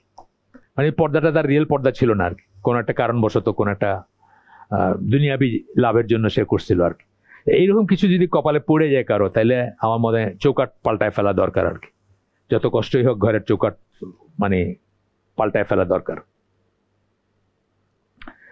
চিলড্রেনও হইতে পারে ইভিল, কিন্তু অনেক সময় পরিমণির বার্থডেতে দেখছেন না, নানা ছিল পাশে, কি করবে নানা এখন? নানা নাকি তার গার্ডিয়ান, মানে চিলড্রেন বা যাই হোক ওয়ার্ড যাই বলেন, আর নাতিরা তো এক ধরনের চিলড্রেন, মানে ইসলামী হিসেবে তো তারা ছেলের মতোই। উপায় নাই এখান থেকে বাইরে আসা। অনেক সময় দেখবেন যে আপনি চাইতেছেন না, কিন্তু আপনি আর হয়ে গেছেন, টাইড আপ হয়ে গেছেন, আর কিছু করার নেই। তো আমার পরিচিত একজন ছিলেন, মারা গেছে, এখন বোধহয় বেঁচে থাকার কথা না, মানে অনেকদিন আগের পরিচয়। খুব ভক্তি শ্রদ্ধা করতেন আমাকে, বয়স্ক, অনেক বয়স্ক ছিলেন, সেক্রেটারি ছিলেন, পাকিস্তানি আমলের সেক্রেটারি, মানে পাকিস্তানি আমলের শেষের দিকে সেক্রেটারি, ডেপুটি সেক্রেটারি এরকম কিছু ছিলেন, পরে কিছুদিন চাকরি করছেন ভাই। অনেক বড় বড় মানুষ তার আর কি শিষ্য বা সাগরের যাই বলেন। উনি ওনার সম্পদগুলা বাইচে থাকতে 2 ছেলের ভিতরে লিখে দিয়ে দিচ্ছেন। এখন ছেলেদের বাসায় উনি থাকেন। তখন আমার দুঃখ করে বলতেছেন যে আমি তো আইল্যান্ড ইন দ্য স্ট্রিম, বোঝেন আইল্যান্ড ইন দ্য স্ট্রিম মানে একটা দ্বীপ, কিন্তু এখানে খুব খরস্রোতা নদী। দ্বীপটা কি হয়, আস্তে আস্তে ভাঙতে ভাঙতে ছোট ছোট হইতে হইতে একদিন নাই হয়ে যায় আর কি। তো উনি নিজের কথা বলতেছিলেন যে আমার তো এখন কোনো সে নাই, আমি তো সব দিয়ে দিচ্ছি, আমার তো কিছু নাই এখন। আরেকজনের কথা বলতেছেন, নাম বললাম না আমি, ওনারা সবাই চিনবেন এক নামে। উনিও নাকি এই কাজটা করছেন, ছেলে মেয়েরে জীবদ্দশায় সব দান করে দিচ্ছেন। তারপরে তো উনি এখন তাদের দিকে তাকায় আছেন, তারা খাইতে দিলে খাইবেন, তারা পড়তে দিলে পড়বেন, এরকম আর। তো বলতেছেন যে ওনার একটা ছেলের বউ সারাদিন বসে নাকি দেখে, ওই চ্যানেল দেখে আর। তখন তো চ্যানেল নতুন নতুন আসছে। তো উনি একদিন না পাইরে বলছেন যে তুমি তো প্রেগনেন্ট, তোমার বাচ্চা এটা তো বাইরে হয়ে টেলিভিশন দেখতেছে, এটা বুঝতেছো তুমি, মানে না পারতে বলছেন উনি আর। এইটা হলো চিলড্রেনেরই। স্পাউজেরটা বললাম আগে, চিলড্রেনের কাছেও কিন্তু আমরা অনেক সময় জিম্মি হয়ে যেতে পারি, এইরকম সিচুয়েশনে হয়ে যেতে পারি, এগুলো বোঝার ব্যাপার আছে। এই জন্য জীবদ্দশায় কেউ সবকিছু দান করে যায় না আর কি। ইসলামে তো এটা ফন্দি করা যায় না যে আচ্ছা দিলাম তোরে লেখা, কিন্তু আসলে কিন্তু আমারই থাকলো, এটা বলতে পারবেন না। ইসলামে যদি হিবা করেন তাহলে ওটা তার, কিন্তু আপনার বাইর করে যে পরদিন যদি কয় যে বাইরে যান রাস্তায়, আপনার বাইরে যেতে হবে রাস্তায়, আর নাইলে ওটা দান হইলো না, ওটা তো আর আল্লাহ বিরুদ্ধে কাজ হলো। ইসলামের মৃত্যুর আগে কিন্তু কিছু লেখা দেওয়া যায় না যে আমি মরলে পরে আমার ছেলে এটা পাবে, মেয়ে এটা, এটা করা যায় না।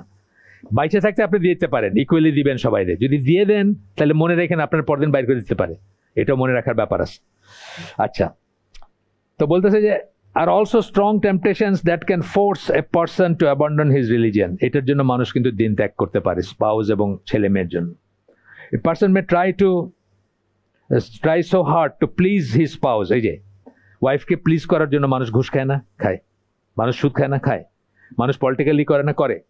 অনেক সময় দেখবেন যে বউয়ের ডিমান্ড মেটাইতে গিয়ে সে একটা মানে দুষ্ট পলিটিক্যাল চক্র থেকে বাইরে আসতে পারতেছে না, কারণ এখানে সে পয়সা পায়।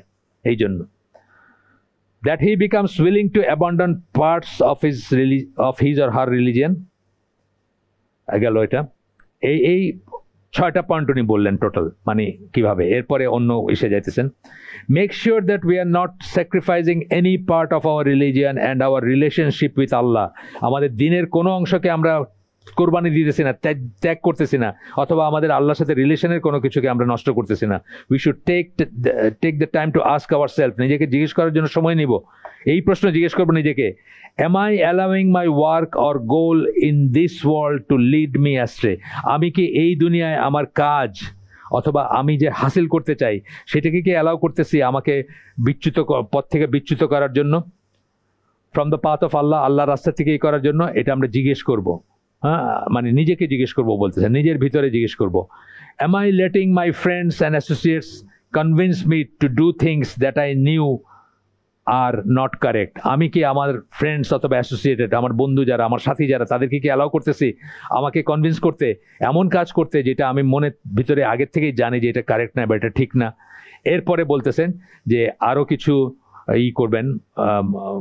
আল্লাহ has shown us many means in the Quran and Sunnah that may be beneficial for us to, মানে দিনের উপর টিকে থাকার জন্য যেগুলা আমাদের জন্য উপকারী সেগুলো আল্লাহ কোরআন এবং সুন্নাহ আমাদেরকে শিখাই দিয়েছেন। 1 নম্বর বলতেছেন, প্রথমটা, checking oneself and one's action. নিজেকে ঘন ঘন চেক করবেন, ইন্ট্রোস্পেকশন যেটা বলি, হিসাব মিলাবেন। খুব ভালো একটা জিনিস, যেমন খরচের হিসাব আমরা অনেকে মিলাই না, খরচের হিসাব মিলাই, সেইভাবে আমরা দিন শেষে একটু নিজের হিসাবটা একটু মিলাবো যে আজকের দিনে আমি কি কি করছি এবং আমার আমার আমার কি অবস্থা, আমি কি কালকে চেয়ে একটু বেটার আছি না কালকে চেয়ে খারাপ আছি, কালকে 10টা গুনাহ করছিলাম আজকে কি 11টা করছি নাকি 9টা করছি। উদাহরণ বললাম আর কি, জাস্ট। এখানে সূরা হাশরের ওই আয়াতটা দিয়েছেন, ইয়া আইয়ুহাল্লাযিনা আমানুত্তাকুল্লাহ ওয়াল তানজুর নাফসুম মা কাদ্দামাত লিগাদ। ওই আয়াতটা দিয়েছেন যে হে বিশ্বাসীগণ, আল্লাহকে ভয় করো এবং প্রত্যেক ব্যক্তি যেন তাকায় দেখে যে সে কি পাঠাইছে, আগামীর জন্য কি পাঠাইছে, আগামীর জন্য, কালকের জন্য কি পাঠাইছে, অর্থাৎ আখিরাতের জন্য কি পাঠাইছে। তারপরে বলছেন যে এবং আল্লাহকে ভয় করো। এটা কোরআন থেকে বলছেন এবং হাদিস বা আসার থেকে বলছেন যে ওমর রাদিয়াল্লাহু আনহু একটা বলতেছেন, আসার বলতেছেন যে তুমি নিজের হিসাব নাও তোমার হিসাব নেওয়ার আগে, তোমার হিসাব যখন নেওয়া হবে তার আগে নিজের হিসাব নাও। অর্থাৎ নিজেকে, তোমার হিসাব নেওয়া হবে মানে কি, আল্লাহ নিবেন না হিসাব, তার আগে যেন আমরা নিজেদের হিসাব নিয়ে নেই যে আমরা কি করছি, আমাদের কি অবস্থা কি, এইটার কথা বলতেছেন। আচ্ছা, তারপরে বলতেছেন, এটা গেল, এইভাবে আমরা নিজেদেরকে দেখতে পারি। দ্বিতীয় বলতেছেন, we should always strive to improve ourselves and we should never be satisfied with what we are performing. যা আমল করতেছি, আর সবাই আমরা কম বেশি আমল করতেছি, এইটা নিয়ে যেন ঢেকুর না তুলি, কমপ্লেসেন্ট না হই, স্যাটিসফাইড না হয়ে যায় যে না আমি তো এনাফ করতেছি, নামাজ পড়ি, রোজা রাখি, হজ করছি, জাকাত রাখি, এনাফ হয়েছে আমার, না। কখনোই যেন মনে করি যে আমরা কখনো আমলে তো এনাফ হইতে পারবো না, এটা তো একটা সহিহ হাদিসে আসছে, তা আমরা যে আমল এনাফ করছি এটা যেন আমাদের মনে না হয়। In fact, it is sheer arrogance on our part to become satisfied with our deeds. এইটা হচ্ছে এক ধরনের অহংকার, এক ধরনের গাউড়ামি, যদি আমরা মনে করি যে আমাদের এনাফ হয়ে গেছে। এটাই যে বলি না, যে সুফিরা বলে যে ইয়াকিন চলে আসছে, আমাদের আমল করার দরকার নেই, ইয়াকিন আসা পর্যন্ত ইবাদত করো, এটা যখন বলে, এই ধরনের এক ধরনের অ্যারোগেন্স এটা। আচ্ছা, তারপরে বলতেছেন যে রাসূল সাল্লাল্লাহু আলাইহি ওয়াসাল্লাম যে বলছেন যে আমি, সেও ইসের বেসিসে, মানে বেসিস অফ ডিডস, মানে শুধু আমল দিয়ে কেউ জান্নাতে যাবেন এটা বলছেন না, সেই কথাটা আবার মনে করাই দিয়েছেন আমাদের। এরপরে বলতেছেন, Allah will not abandon the one who sincerely seeks to please him. Allah তাকে ত্যাগ করবেন না যে সিনসিয়ারলি আল্লাহর সন্তুষ্টি কামনা করছে বা চাইছে, আল্লাহকে সন্তুষ্ট করতে চাইছে। সূরা আনকাবুতের 69 নম্বর আয়াত এখানে কোট করতেছেন, as for those who strive hard in our cause, যারা আমাদের পথে, আমাদের কারণে, আমাদের রাস্তায়, আল্লাহর রাস্তায় যে স্ট্রাইভ করে, সংগ্রাম করে, হ্যাঁ, তাকে Allah, we will surely guide them to our path, তাকে আমরা হেদায়েত, সৎপথ দেখাবো।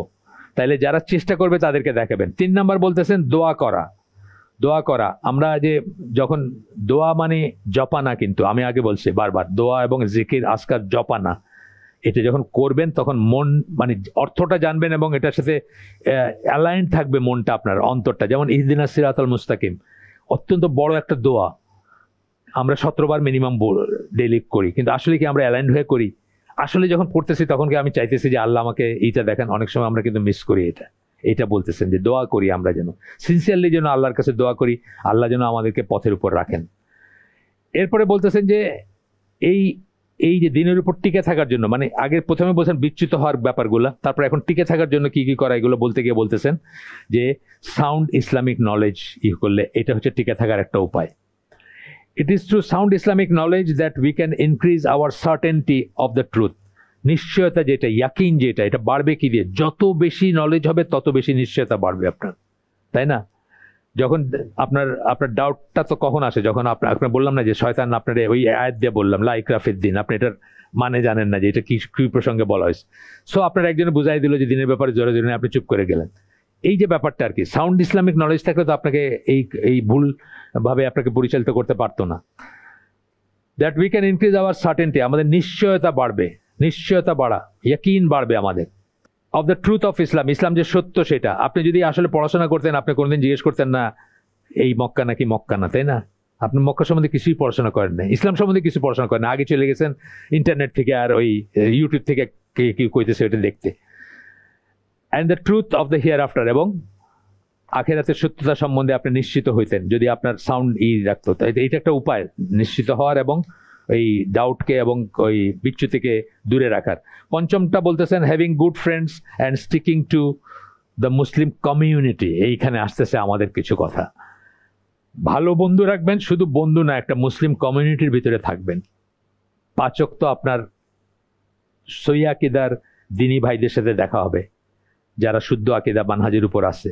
এইরকম একটা কমিউনিটির ভিতরে থাকবেন, তাহলে ডেভিয়েশনগুলো আপনার ভিতরে ঢুকবে না।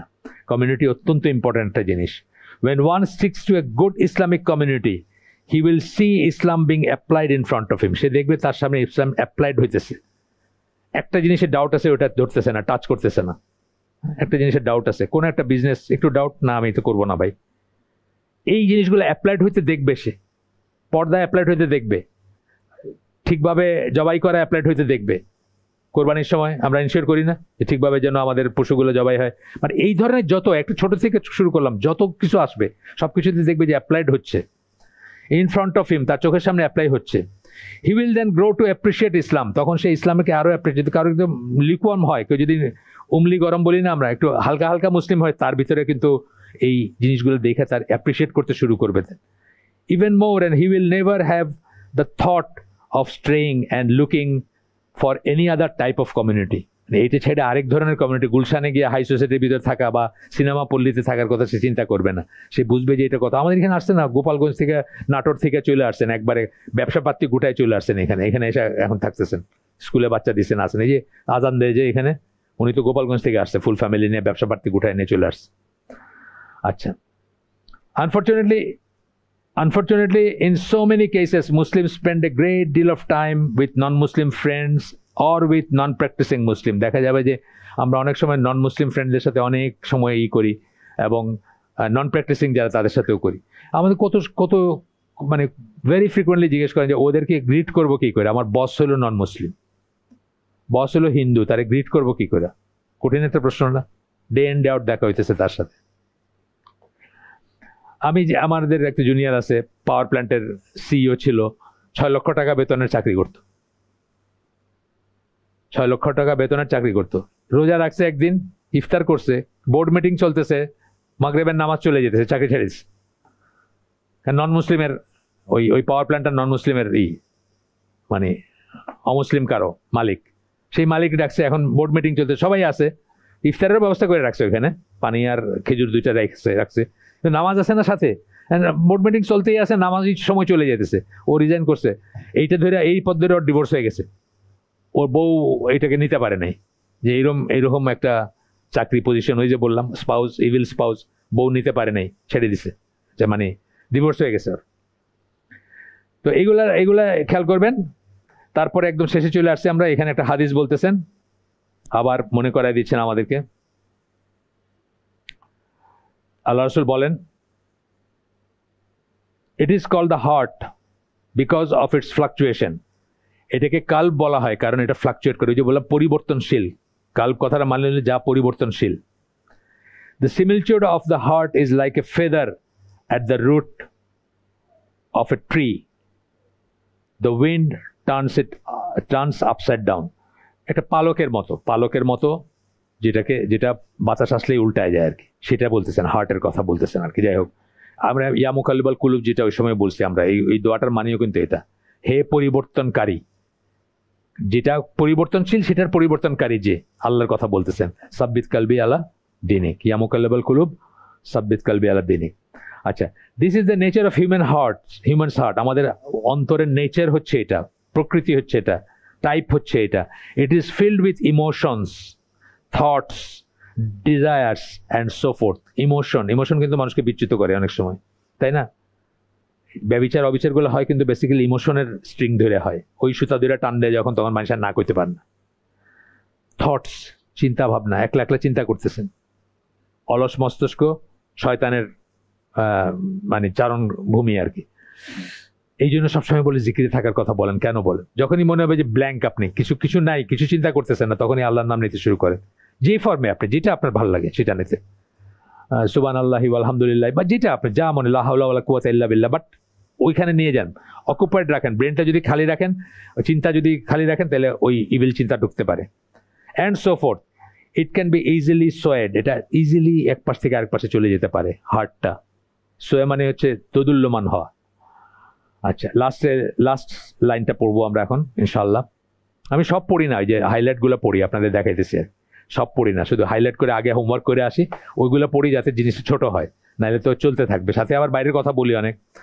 We must seriously consider the tools at our disposal that may help us to keep from straying. এই যে টুলসগুলো বললেন, যন্ত্রপাতি যেগুলো আমাদের হাতে আছে, সেগুলো সম্বন্ধে আমাদের সিরিয়াসলি আমাদের মনে রাখা উচিত, যেগুলো আমাদেরকে পথভ্রষ্ট হওয়ার থেকে দূরে রাখবে। I have mentioned 5 of them. উনি বলতেছেন আমি 5টা বলছি, এই যে এখন যেগুলো লাস্টলি যেগুলো বললেন, এগুলো হলো টুলস, 5টা বলছি। While in fact there are many others, আসলে আরো অনেক আছে, আমরা সেগুলো নিয়ে চিন্তা ভাবনা করতে পারি।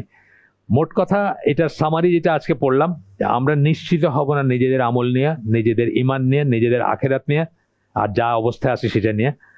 আমরা অলওয়েজ কেয়ারফুল থাকবো যে আমাদেরকে যেই ফ্যাক্টরগুলো বললাম সেগুলোকে আমাদেরকে দিন থেকে সরায় নিচ্ছে কিনা, আর যে ফ্যাক্টরগুলো বললাম যে সেগুলোকে সরায় নেওয়াকে প্রিভেন্ট করবে, সেগুলো আমরা যত বেশি পারি সেগুলা অ্যাকোয়ার করার চেষ্টা করবো। যেমন বললাম, জিকিরের কথা বললাম, জিকির কিন্তু একটা অভ্যাসের ব্যাপার। তবলিগ আলাদের কিন্তু এটা আছে, দেখবেন ওরা অনেক সময় রাস্তায় চলতেছে, অলওয়েজ একটা কিছু বলতে চলতেছে। তো এটা হয়তো তাদের একটা মানে কি বলবো, একটা ডিসিপ্লিন হিসাবে তারা করে, কিন্তু এটা ফিলিং নিয়ে করবেন। আপনি কি বলতেছেন এটা বুঝবেন, যেটা বললাম আমি, যে মানে আপনি ইহদিনাস সিরাতাল মুস্তাকিম পড়তেছেন 17 বার, এটা বুঝে বললে কিন্তু আপনার উপর আলাদা এফেক্ট আসবে। ঠিক আছে? একটা জিনিস মনে রাখবেন যে আল্লাহ কারোর উপর জুলুম করেন, আগেই বললাম, জুলুম হারাম করে নিছেন আল্লাহ। কিন্তু আপনি ডিজার্ভিং হইলে, বা আপনার মনটার ভিতরে যদি আল্লাহর ভালোবাসা থাকে, আল্লাহর কাছে সারেন্ডার করেন, তাহলে আল্লাহ আপনাকে পথভ্রষ্ট করবেন না। পথভ্রষ্ট করার প্রশ্ন তখনই আসবে যখন আপনি বারবার একই ভুল করতেছেন, আবার রিপিট করতেছেন, আবার রিপিট করতেছেন। তার একটা লিমিট আছে না, থ্রেশহোল্ড লিমিট আছে। ওই সময় গিয়ে আল্লাহ হয়তো আপনাকে উল্টায় দিবেন আর কি। আমরা সবাই আল্লাহর কাছে প্রার্থনা করি, ইয়া মুকাল্লিবাল কুলুব সাব্বিত কালবি আলা দিনিক, আল্লাহ যেন সেটা করেন আমাদের জন্য। সুবহানাকা আল্লাহুম্মা বিহামদিকা আশহাদু আল্লা ইলাহা ইল্লা আনতা আস্তাগফিরুকা ওয়া আতুবু ইলাইক। আমরা যে শুনলাম তার ভিতরে ভালো কিছু শুনে থাকলে সমস্ত প্রশংসা আল্লাহর, আলহামদুলিল্লাহ। খারাপ কিছু শুনে থাকলে সমস্ত ব্যর্থতা আমার, এবং সেটা শয়তানের তরফ থেকে। আল্লাহ আমাদেরকে তৌফিক দেন যা ভালো শুনলাম তার উপর আমল করার। আসসালামু আলাইকুম ওয়া রাহমাতুল্লাহি ওয়া বারাকাতুহু।